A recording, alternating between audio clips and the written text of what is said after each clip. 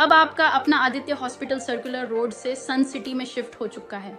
वही अनुभव, सेवा और समर्पण अब नई जगह और नई मशीनों के साथ 24 घंटे उपलब्ध। लोकेशन के लिए ये QR कोड स्कैन करें और अधिक जानकारी के लिए संपर्क करें। भाजपा के संगठन चुनाव को लेकर आजकल चर्चाएं काफी जोरों पर हैं। लोगों की जिज्ञासा है कि सदस्य बनने के बाद कैसे आगे पूरी कमेटियों का गठन होगा, कैसे बूथ अध्यक्ष बनेंगे, कैसे मंडल अध्यक्ष बनेंगे और संगठन के अंदर और क्या क्या जिम्मेदारियां मिलने वाली, किन नए चेहरों की एंट्री होने वाली है, किन पुराने चेहरों की विदाई होने वाली है, इसको लेकर भी चर्चाएं तेज। 50 सदस्य जिसने बना लिए हैं वो सक्रिय सदस्य बन जाएगा और सक्रिय सदस्य किसी भी दायित्व पर आने के लिए बनना बहुत जरूरी है।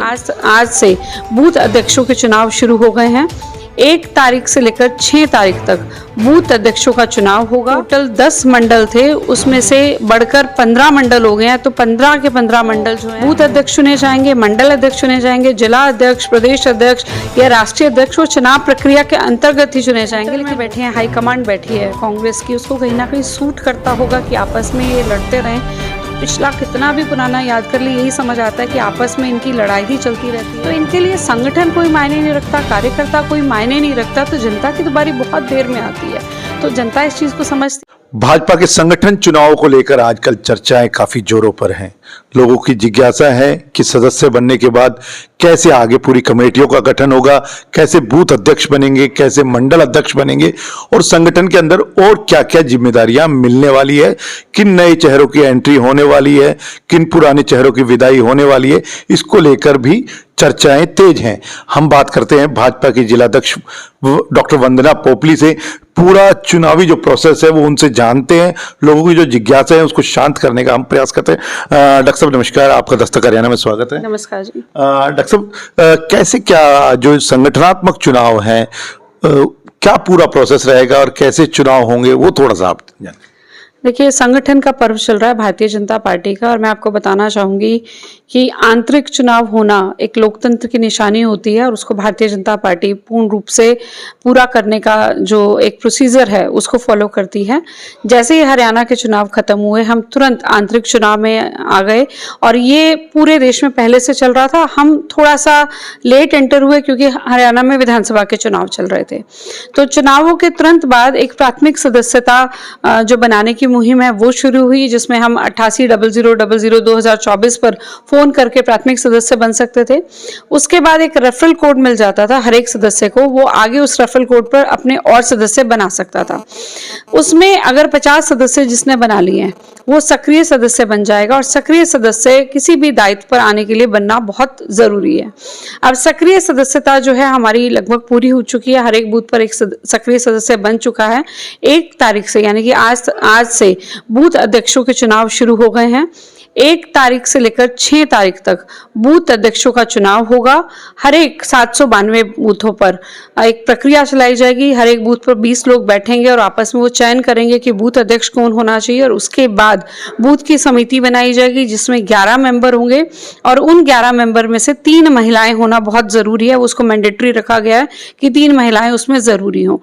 जैसे ही हमारा प्रोसीजर 6 तारीख को शुरू हो जाए खत्म हो जाएगा, 7 तारीख से हमारा मंडल जो अध्यक्ष बनने हैं उसकी प्रक्रिया शुरू हो जाएगी। तो 7 तारीख से लेकर 12 तारीख तक हमारे अभी तक टोटल 10 मंडल थे, उसमें से बढ़कर 15 मंडल हो गए हैं। तो 15 के 15 मंडल जो हैं उनके अध्यक्ष बन जाएंगे। पहले हर एक विधानसभा में, अगर मैं रेवाड़ी की बात करूं तो 3 मंडल थे, बावल में भी 3 थे और कोसली में 4 थे। अब तीनों विधानसभा में 5-5 मंडल कर दिए गए हैं। तो 15 मंडल अध्यक्षों की जो चयन प्रक्रिया है वो 12 तारीख तक खत्म हो जाएगी और उसके बाद का प्रोसीजर जो है वो राष्ट्रीय अध्यक्ष तक जाएगा। वो आगे उसके बाद उसकी तिथि तय हो जाएगी। चूंकि सत्तारूढ़ पार्टी है भारतीय जनता पार्टी, जिज्ञासा रहती है कि भाई कौन कौन से मंडल पे अध्यक्ष बनेंगे। 15 मंडल आप बता रहे हैं, थोड़ा सा विस्तार से बता पाएंगे कि कौन कितने मंडल, किस विधानसभा में कौन कौन से मंडल हैं, किसके अध्यक्ष चुने जाएंगे। देखिए, अगर मैं रेवाड़ी विधानसभा की बात करूं तो रेवाड़ी में पहले 3 मंडल थे, जिसमें रेवाड़ी के नाम से एक मंडल और उसके अलावा धारूहेड़ा और बीकानेर। अभी 2 मंडल इसमें और बढ़ाए हैं। उसमें एक का नाम बलभद्र रखा है, क्योंकि रेवावाड़ी है, रेवती की नगरी है, तो बलराम का नाम नहीं हो, तो एक हमने मंडल बलभद्र के नाम से रखा है, एक हमने नाम रखा है मीरपुर के नाम से। तो टोटल 5 यहाँ पर मंडल हो गए। उसी प्रकार बावल की बात की जाए तो बावल में भी हमारे 3 मंडल है, खोल है, बावल है और गढ़ी बोलनी है। अभी हमने उसमें खोरी और बिठवाना मंडल जो है उसमें ऐड किया है। ऐसे ही कोसली में हमारे 4 मंडल थे, जिसमें डहीना, नाहड़, जाटूसाना, बेरली मंडल था, उसके अंदर हमने कोसली मंडल को भी ऐड कर दिया है। तो टोटल मंडल हमारे पास इस समय 10 की बजाय 15 हो चुके हैं। उन 15 के 15 मंडलों पर चयन प्रक्रिया दोबारा से होगी। हो सकता है कुछ लोग रिपीट हो जाएं, हो सकता है ये 5 तो जो नए बने हो तो नए ही बनेंगे, लेकिन जो 10 हैं उसमें से रिपीट भी हो सकते हैं और नए भी बन सकते हैं। ये तो चयन प्रक्रिया जब होगी तब आपके सामने आएगा। पूरी तरह से लोकतांत्रिक प्रणाली आप अपना रहे हैं इसके अंदर, क्या ऐसा भी संभावना है कि चुनाव भी कराए जा सकते हैं किसी मंडल पर? देखिए, जो मंडलों के चुनाव की बात आप कर रहे हैं तो इसको चुनाव प्रक्रिया ही कहा जाता है। हाँ, वोटिंग का तरीका हमारा अपना हो सकता है। इसको ये पूरी की पूरी प्रक्रिया चुनाव की ही प्रक्रिया है और इसमें जो बूथ अध्यक्ष चुने जाएंगे, मंडल अध्यक्ष चुने जाएंगे, जिला अध्यक्ष, प्रदेश अध्यक्ष या राष्ट्रीय अध्यक्ष, वो चुनाव प्रक्रिया के अंतर्गत ही चुने जाएंगे, लेकिन वोटिंग किस प्रकार से होगी वो पार्टी के ऊपर निर्धारित करता है। क्या कुछ जिम्मेदारियां बढ़ने वाली हैं जिनके पास दायित्व आएंगे? क्या भारतीय जनता पार्टी क्या सोचकर इतना लंबा एक प्रोसेस अपनाने जा रही है? देखिए, जहाँ तक पूरे लंबे प्रोसेस की बात कर रहे हैं तो मैंने आपको शुरुआत में बताया, ये एक्चुअली इलेक्शन कमीशन की तरफ से मैंडेटरी भी होता है कि आंतरिक चुनाव कराना, लेकिन बहुत सारी पार्टियां इसको फॉलो नहीं करते हैं। आप इस चीज़ को भी देख सकते हैं, टॉप लीडरशिप आप किसी भी पार्टी की उठा के देख लीजिए, एक परिवार से बाहर नहीं निकल पाते। लेकिन पूर्ण रूप से आंतरिक लोकतंत्र अगर मैं कहूँ तो भारतीय जनता पार्टी में है और उसको वो फॉलो भी कर रही है। और इतनी लंबी प्रक्रिया करना इसी बात का सबूत है कि हम लोकतंत्र में विश्वास करते हैं, चाहे वो राजनीतिक रूप से कर लीजिए या पार्टी के अंदर कर लीजिए, तो दोनों तरफ से जो लोकतंत्र है उसका पूरा पालन हो, इसका ध्यान हमारी पार्टी करती है। तो जहाँ तक दायित्व की बात है तो मैं आपको ये बताना चाहती हूँ कि इस समय एक एक दायित्व जो है वो दोबारा से भरा जाएगा। उसमें से कुछ लोग रिपीट भी हो सकते हैं और कुछ लोग नए भी बन सकते हैं।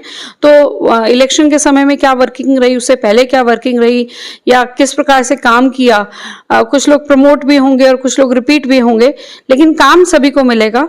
अगर वो भारतीय जनता पार्टी का कार्यकर्ता है, भारतीय जनता पार्टी के लिए निष्ठा दिखा रहा है, तो काम सभी को मिलेगा। हमारे यहाँ पद नहीं कहा जाता, दायित्व का इसलिए कहा जाता है।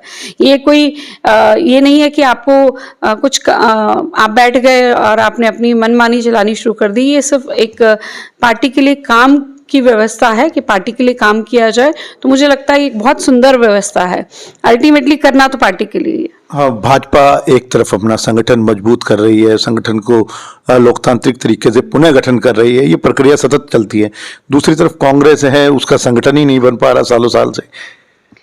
देखिए, अगर पूरा ढंग से आप पिछला भी ऑब्जर्व करें तो मुझे लगता है शायद जो सेंटर में बैठे हैं, हाई कमांड बैठी है कांग्रेस की, उसको कहीं ना कहीं सूट करता होगा कि आपस में ये लड़ते रहें। तो पिछला कितना भी पुराना याद कर ले, यही समझ आता है कि आपस में इनकी लड़ाई ही चलती रहती है। और मुझे याद है 2014 के बाद कभी इनका संगठन नहीं बन पाया और बड़े ही मतलब मैं कहूँ कि क्या शब्द का इस्तेमाल करूँ, ये बड़े आराम से कहते हैं कि देखो बिना संगठन के भी हमने ये सीट जीत ली, वो सीट जीत ली। तो इनके लिए संगठन कोई मायने नहीं रखता, कार्यकर्ता कोई मायने नहीं रखता। तो जनता की तो बारी बहुत देर में आती है, तो जनता इस चीज़ को समझती है, तभी बार बार इनको जवाब भी मिल रहा है। और हरियाणा ने तो दिशा दशा दोनों ही बदल दी। जब ये शोर मच रहा था कि कांग्रेस आएगी तो जनता ने बता दिया। हरियाणा की जनता का धन्यवाद भी करना चाहूँगी कि वो समझ गए कि ये जो कह रहे हैं कि हम आते ही सबसे पहले अपना घर भरेंगे, वोट के बदले में नौकरी मिलेगी, तो जनता समझ गई कि इनकी नीति नियत क्या है, तो उनको घर बिठाने का काम किया है। तो जब ये अपने कार्यकर्ता, अपने नेताओं के नहीं हो रहे तो जनता के क्या होंगे।